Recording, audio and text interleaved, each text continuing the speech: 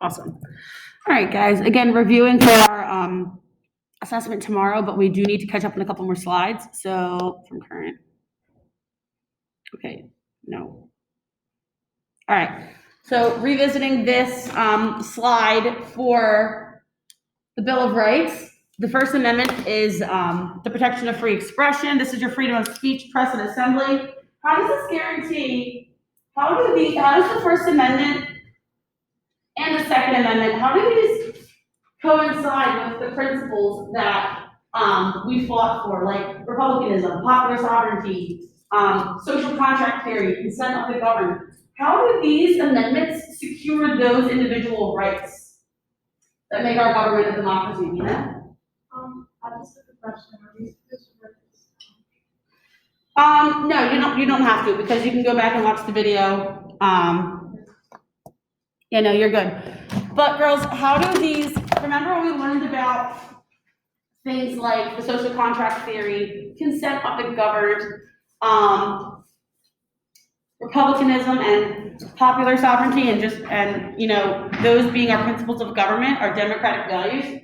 How do these reinforce those principles? For example, why is it important that we have the freedom of speech when we are giving our consent to a government to protect us?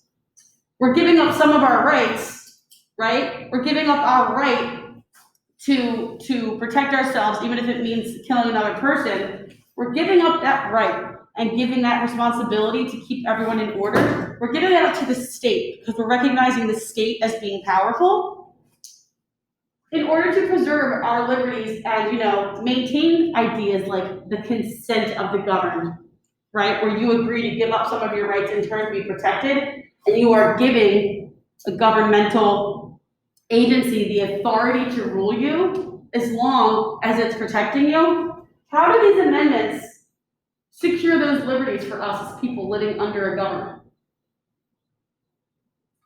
They make sure that our natural rights aren't stripped away from us. Our natural rights aren't stripped away. Excellent. Why is it important to have freedom of speech when you're living under a government? Why is it important to have your freedom of your protection of free expression when you're living under a government? So you can express what you don't like about the government and they can't get too much power. Excellent, right? So we can tell them, hey, you're doing this really well, but you're not doing this well, right? Or I think it's wrong that Senator Courtney Weiss did this, and I want everyone to know, right? A senator can't put someone in jail for ruining their campaign by exposing them for something bad they did, right? You have the freedom of speech. You can speak out against your government. You can go to the newspapers, right, the press, the media. You can go to the media and let them know, hey, this is something I think needs to be heard. And you can get together and you can assemble for a protest if something is happening that you don't like. These are all protections that you have under the Bill of Rights. And you have these protections so that you can speak out against your government if it's not working for you. You will never be in a position where you cannot speak out against the government. You will never be oppressed in that way, as long as we maintain our protection of free expression that is promised to us in the Constitution, in the Bill of Rights. Good? Moving down here. No government, establishment of religion. The United States can't suddenly turn into a theocracy and say, yeah, we are all Roman Catholic, convert to Catholicism, or else you're going to be put in jail. We don't have any, and the government cannot tell us what religion to practice. As long as you're not killing people, right, which would be violating somebody's natural right because of your religion, then you're good. This protects us. The government cannot establish a national religion, and you are permitted to practice whatever religion you want, right? That's a protection of your personal beliefs. Again, we're promising life, liberty, and happiness here. Protection of privacy, no forced quartering of troops in the home. We know that after the Boston Massacre and after the Boston Tea Party, the British sent troops to go run Massachusetts. So the people living in Massachusetts had to let soldiers live in their home and feed them. You have to quarter them, right? Think about like small quarters, right? When you think of something that's small quarters, you think of like a small space. Well, quartering troops means that they're living in your home.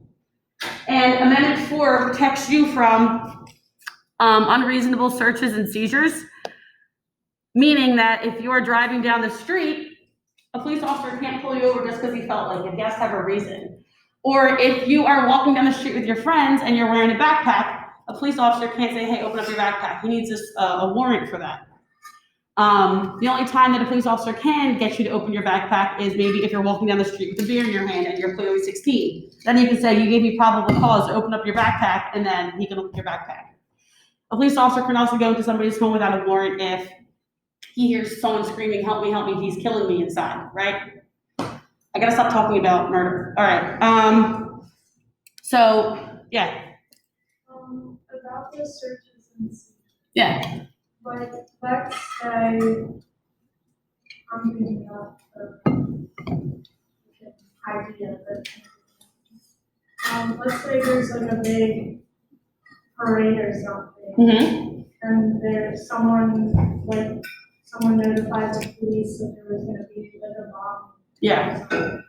Are they allowed to check everyone's backpack then? They would have to get a court-ordered or a court-issued warrant, meaning they would have to go to a judge and get that done quickly and then come back and search everyone's backpack. While they're waiting to do that, while they're waiting for that warrant to go through, what they would probably do is have somebody there trying to get the warrant to check bags in the area or to check homes in the area.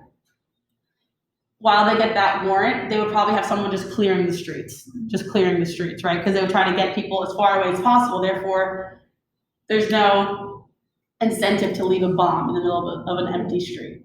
But does can a warrant work for like anyone? Like, would it only be for a specific person? No, you can get a warrant to, I'm pretty sure it's very specific, but I'm pretty sure if you needed a warrant to search through, I think you need a warrant for each individual home. But I think that if the court, again, this is giving up your personal liberties for the protection of everyone. So if a court said, yes, there have been bomb threats coming from this area, we want you to search the houses of all of these people, I don't think that the community would say no. Yeah, because it's for the protections of other people. But now, in this, did I tell you about the Mapp versus Ohio case? You're gonna look at it later on in the year, but basically in the Mapp versus Ohio case, police officers went to a home, entered without a warrant, and found, and again, suspected this person of a crime, went into the house, and was searching around, and they found a big trunk of pornographic photos of children. Because they went into the house without a warrant, they couldn't use any of that evidence in court. It was inadmissible because they obtained it unlawfully, right? So this person clearly is a creep, right, and broke the law, but they have to find different charges to charge them with because they obtained that evidence of that person committing that crime illegally. What the heck's happening here? Okay, so moving forward, right to jury trial, meaning that you are if you commit a crime or you're accused of committing a crime, you go to trial. It's a trial by jury of your peers, meaning that, the common person. You're not going to trial and, all the jurors or the people that decide whether you're guilty or innocent are senators. They're people like you, people from the community, right? So it's why we always get jury duty in the mail. I get it all the time. No excessive bail or fines. You can't decide that somebody is going to get fined $1 million for something that happened. Everybody's equal under the law. This is a concept that we have adopted. No cruel and unusual punishments. You can't, which is kind of controversial because what is one major punishment for a major crime? The death penalty, capital punishment, right? And that varies state by state because every state has the power to create its own prison system, right? So that's something that's up for debate as cruel or unusual punishment. Other protections is the right to bear arms. We want to make sure that we have guns because if only the government has guns, then the people can be oppressed by the government. This is highly debatable too. Is there a need for citizens to have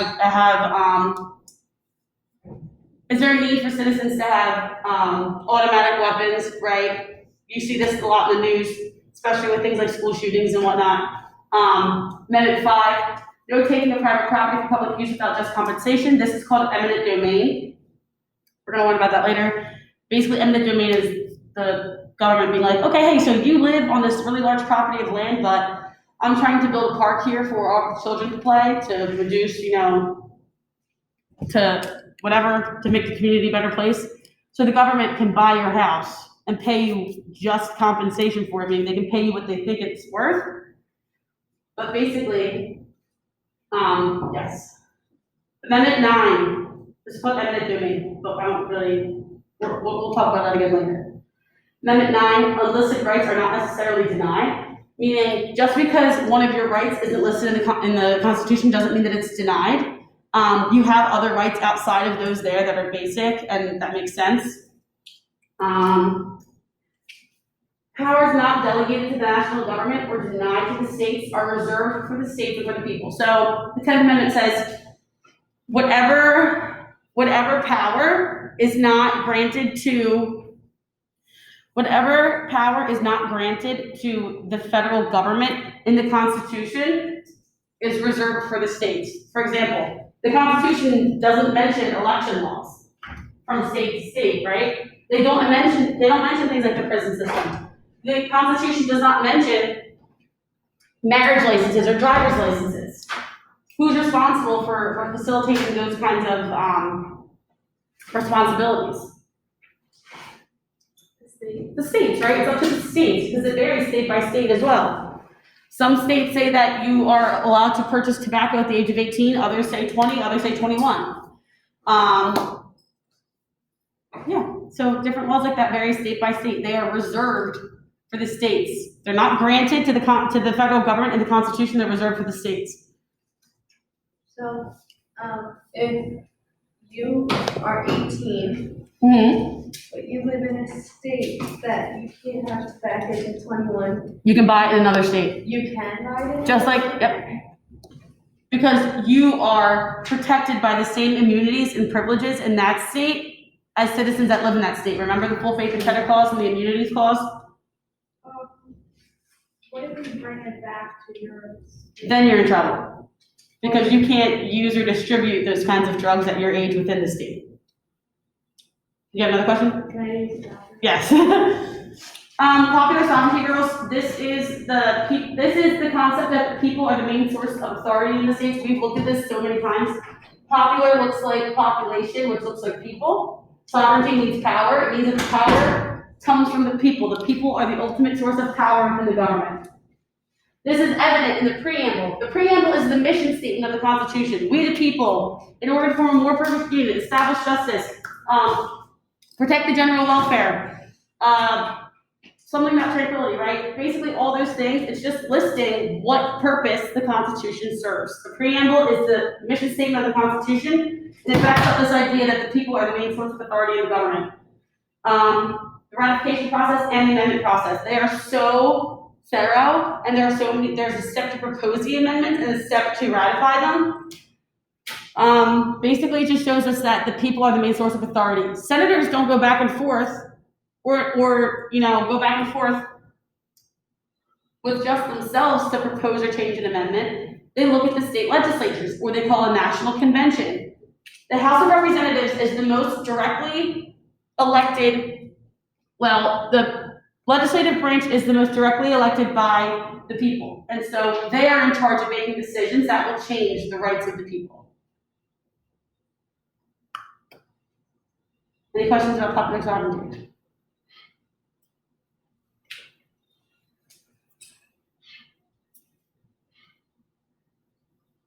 Are we good so far? Nice. Okay. Why does that keep doing that?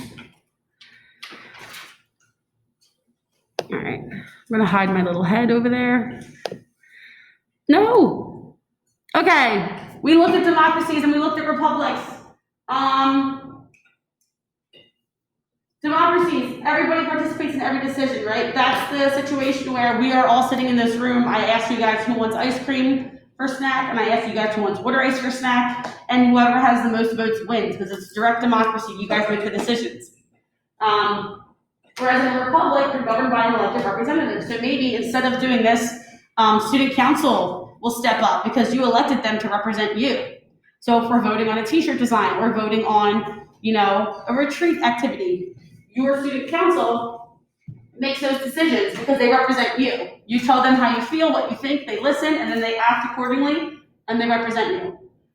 In a democracy, the majority rules, so whatever the majority thinks, maybe the majority always wants voter rights. You're gonna have voter rights every single time. However, in a republic, republics are governed by an established set of laws, meaning that everybody's equal under the law, that those laws govern first. The majority doesn't govern, the laws govern, like our Constitution. There's no protection of individual rights in a democracy because, again, we have tyranny of the majority, meaning a takeover of the majority. So there's no one that's going to protect the fact that 6 of you want ice cream, right? You're going to eat water ice for a snack every single time because there's nobody protecting the small group of people that want ice cream instead, because it's a rule by the majority. Weird analogy, but I think it might work. Is it working a little bit? Cool.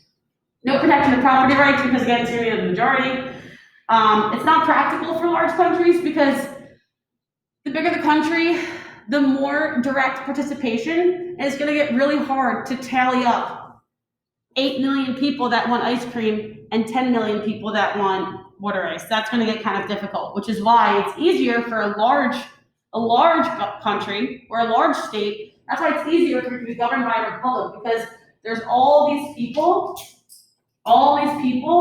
in here, and there's different factions, different groups, whatever. And how easy would it be if each group, depending on its population size, just had a couple people representing it, right?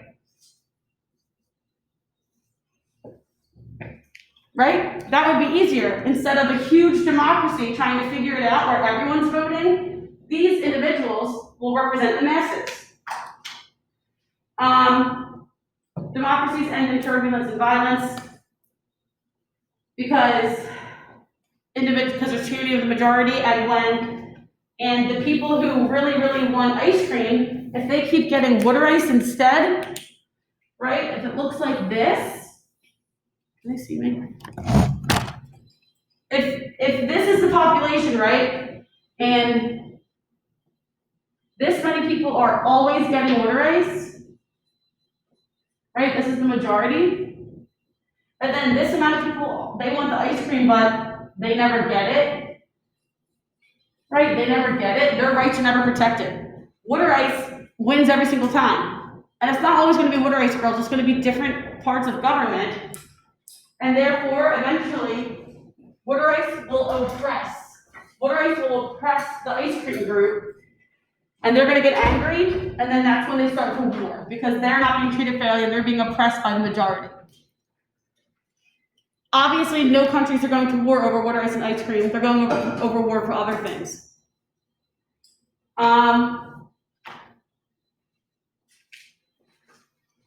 The republics are ideal for large and diverse populations because, again, we have a representative government. That's like you guys.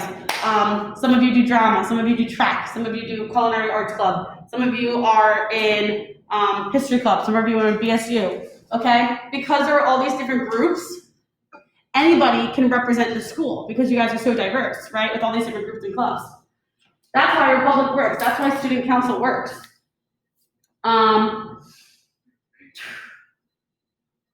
It avoids extremes like mobocracy and tyranny, which basically means like the majority coming together to oppress the minority, and tyranny, which is spelled tyranny there, but tyranny, which is when one group overthrows the rest of the country. The framers wanted the citizen representation of a democracy, but on the national level, they created a representative republic, a collective of sovereign states to gather for national interest, needs, and defense. So at the lower level, like your state reps and stuff like that, your like city state representative, your mayor, that election is direct. Because you're dealing with a smaller population, your mayor is elected by, the mayor of Philadelphia is elected by, popular vote. Your state representatives are elected by popular vote. However, when we're making decisions and electing the president, we kind of back up, and we're in a republic. And when we're voting on things like, are we going to strike this deal with a foreign country? Are we going to raise federal taxes? Those decisions are up to the people that represent us, and they're the people that we put into office, like your congressmen, your senators, your president, right? Are we okay with this? Nice. This is over in 10 minutes, isn't it? Mm-hmm. Okay. 2? 15. Oh, 15? That's great. I was never good at reading a clock. I transferred schools when I was younger, and I transferred from 3rd grade to 4th grade, and I swear I never learned how to read time on the clock. I think I missed it. I think I missed it, yeah, so big watch guy. We'll figure it out. Any questions about this? Mm-hmm.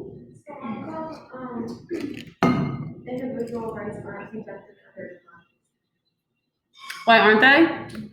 Because if you're someone that likes ice cream, there's no group that's gonna stand up for you. There's no Bill of Rights protecting you to say, hey, this person wants ice cream. You're silenced because the majority wants water ice. And it's the majority of rules. It's tyranny of the majority, meaning the majority takes over every time, so you will never get ice cream if you're living in this kind of government. Because it's direct citizens participation. So if we had that vote in here every afternoon and 10 of you always wanted water ice, you would never get ice cream. So your rights aren't protected. Does that make sense? Okay. Obviously, don't use this example on any exam. I'm just explaining it to you using this analogy. Let's move along. Move my head. All right, separation of powers. We went over this quite a lot. I feel like I drew it on the board a couple times. We have the legislative branch, the judicial branch, and the executive branch. These branches are distinct in their own powers, meaning each branch has specific powers that they are given in the Constitution, right? Article 1 establishes what branch? Legislative, right? Article 1 establishes the legislative branch, and in that article of the Constitution, it says the legislative branch can do this, this, and this. The legislative branch can create a budget. Legislative branch can complete a budget, can declare war, and raise taxes. Okay? The executive branch has the power of, he's the commander-in-chief, right? He has the power to give advice to the Senate, and he can actually also appoint federal judges, meaning the Supreme Court. The judicial branch has the power to declare laws unconstitutional and has the power to apply the Constitution to court rulings. These are all of their individual powers, their responsibilities.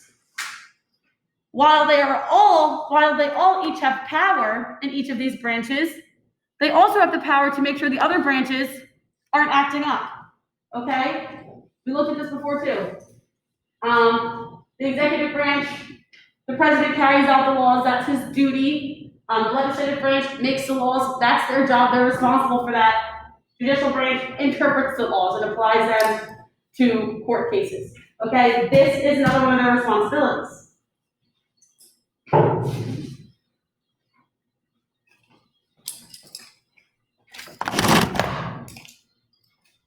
Checks are the way that we make sure the legislative branch isn't becoming too powerful. These checks are how we make sure each of these branches are sticking to their jobs and not overstepping. That's why the president can veto the legislative branch if he doesn't agree with the law that they need.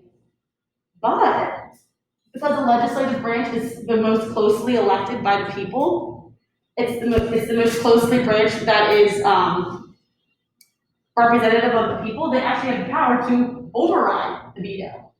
They just need to get 3/4 of Congress to agree with an override. The judicial branch can declare an executive action unconstitutional, so if the president decides to create an executive order, typically they can get away with it unless it's unconstitutional. They also declare a law that Congress comes up with unconstitutional. What is the power, what do you call the power to declare a law unconstitutional?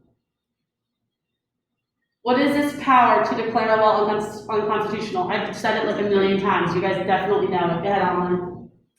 Judicial review. Judicial review, excellent. And what landmark court case established judicial review? Everybody. This is the best day ever! Yes, exactly.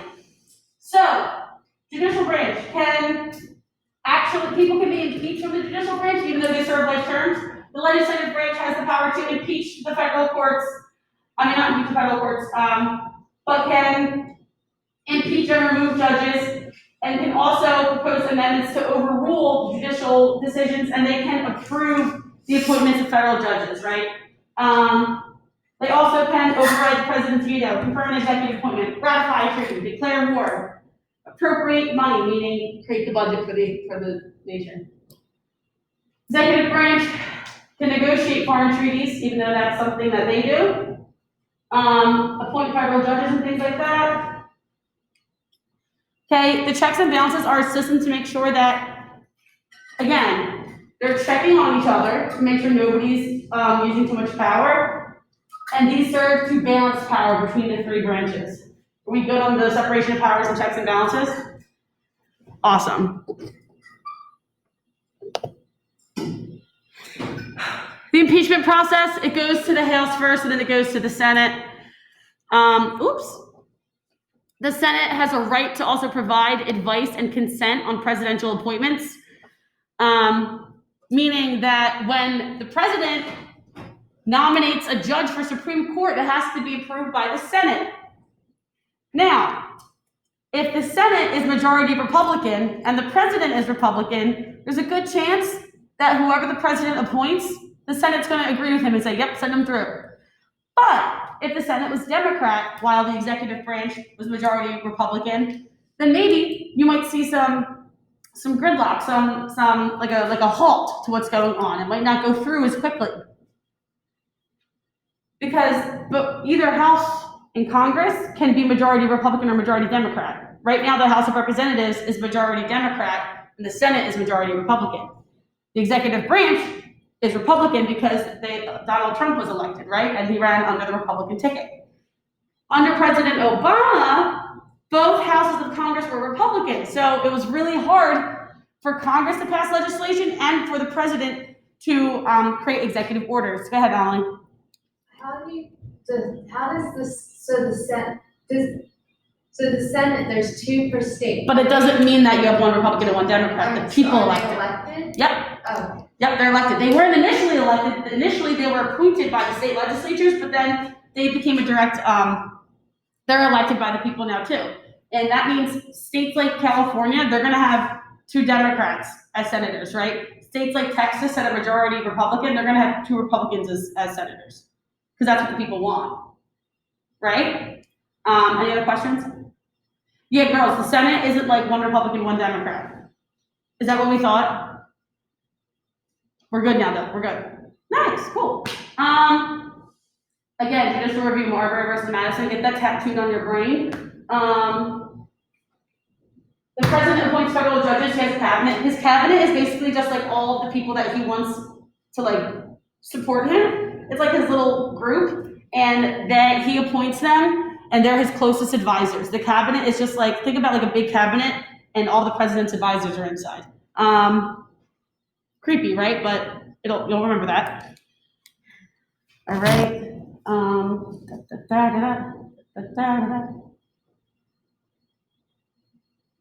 Any questions about this stuff?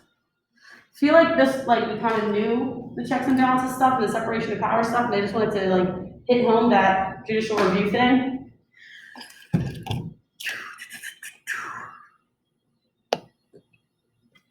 don't think we have much left. All right.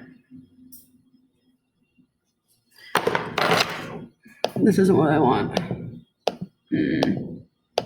Okay, no, go back. This is what I want.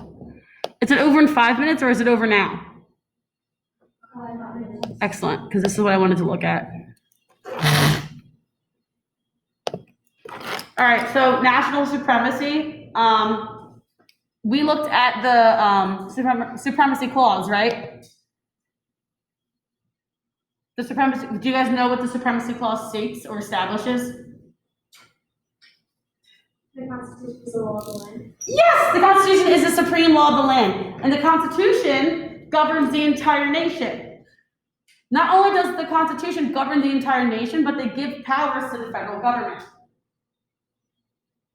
Article 6 of the Constitution stipulates supremacy of the national laws of government, meaning that it's supreme.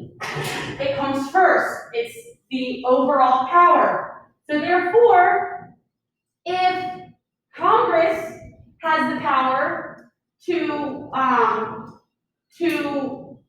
ratify treaties with foreign nations or to engage with foreign nations, Pennsylvania's governor can't be like, oh yeah, I just got off the phone with Iraq, and no, it's not a state power.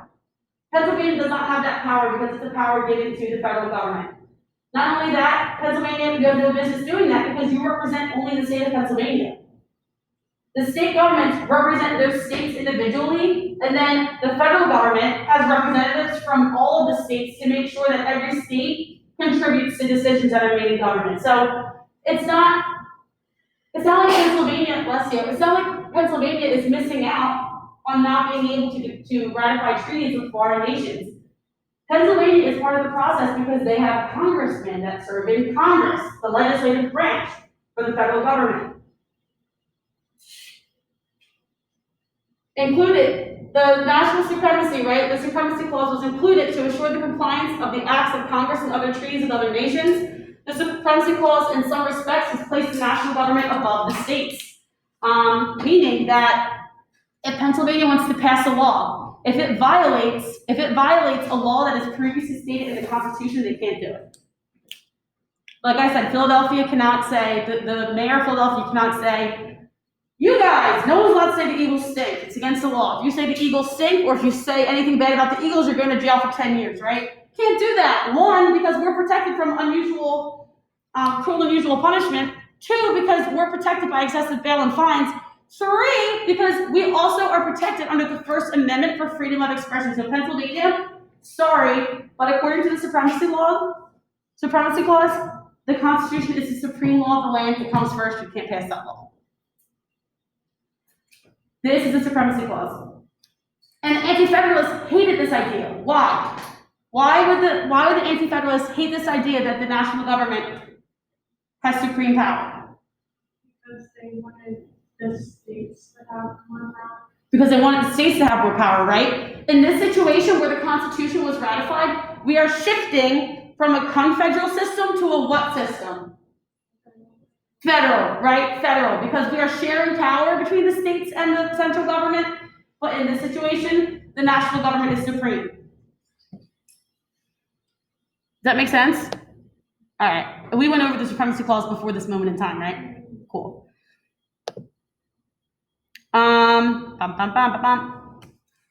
It takes a long time for a bill to become a law, and legislation takes a long time to pass. In order to make an amendment or a change to the Constitution, it has to go through the proposal process, it has to go through the ratification process, and the legislative branch is pretty much in charge of this stuff because they are the most representative of the people. This is a way that we limit government, right? The president cannot change the Constitution whenever he feels like it. That's how we limit government, because he, just like everybody else, is equal under the law. He does not have the power. He does not have the power to change laws as he wants. And as we see here, the legislative branch is in charge of that. And it's not even easy for them to pass laws because it has to go through so many different phases. Okay, so our government is still limited. Even though the national government has power, it's still limited.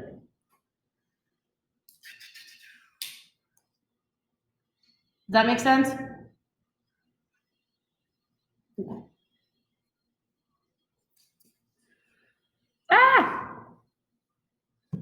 And girls, what clause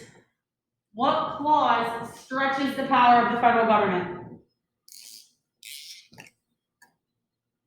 The elastic one. The elastic clause. What is this also known as? The elastic clause is also known as what? Its real name.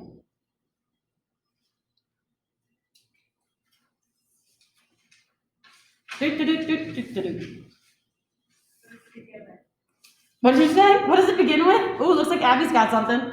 The necessary and proper. Excellent, the necessary and proper clause, because the necessary and proper clause serves to enhance or stretch the power of the federal government, and this makes the government flexible, right? This makes the government flexible. We intended for this new government to be able to do things. Under the Articles of Confederation, the government was too weak, it didn't have enough power to do anything, so they wanted to make sure that this government could work and function for the people the way it was supposed to, so they made it flexible. They made it flexible.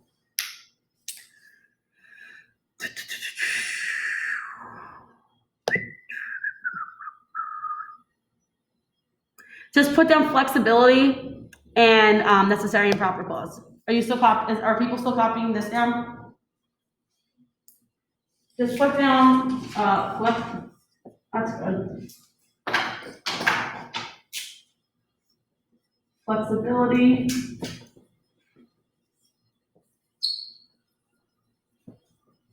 Necessary and proper clause. Girls, if you study your notes, you're going to be great for tomorrow. If you study your notes, you're going to be great. You need to have an understanding of these articles and the different clauses. You need to have an understanding of the branches and, you know, the idea of, you need to have an idea of the separation of powers and checks and balances. Marbury versus Madison, right, that establishes judicial review, which means that the judicial branch can declare a law unconstitutional. Do we need to know details about the case or just? No, no details about the case. I don't need to know how many midnight judges there were. I don't need to know whose appointments were delivered late during the night or who was riding the horse to deliver them. I don't need to know any of that. I just need to know that you understand the idea behind it. Basically, judicial review declared that the judicial branch had the power to declare a law unconstitutional, which is a limit or a check on both the executive branch and the legislative. We're good. We get this. This is cake. Speaking of cake, never mind. We'll get to that another day. I was going to say, speaking of cake, this is what federalism looks like. It's a marble cake. Basically balancing power between the national government and the states. Different programs and authorities are like mixed with the national government and the states. Because again, with federalism, it's not necessarily clean cut. Like in federalism, we share power, right? We share power. There are some, because for example, both the national government and state governments can both do what?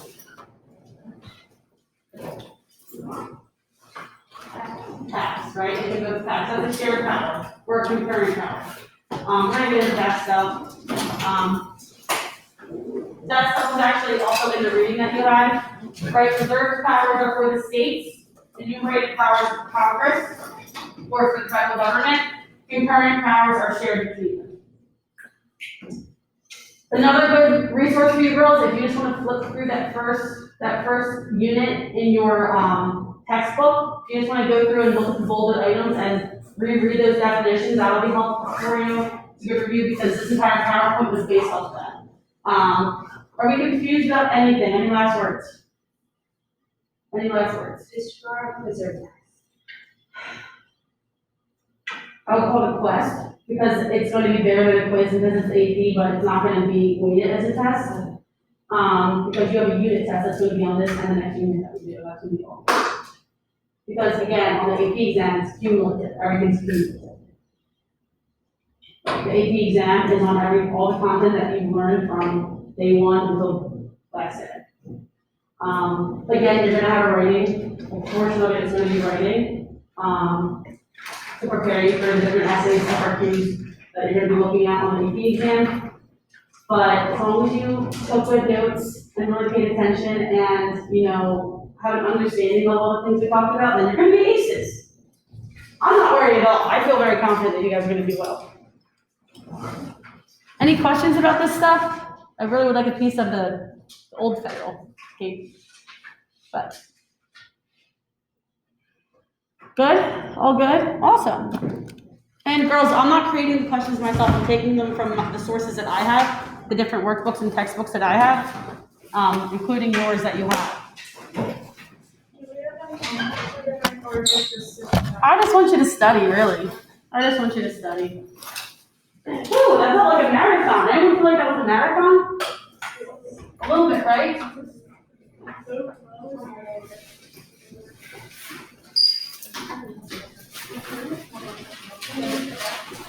Sophia, are you okay with everything since you were at home? You're good? Okay. I wasn't sure how easy it would be to follow everything online. It was fine. Oh, the video did work? Okay, cool. All right, girls, enjoy the rest of your day. Yep, study tonight.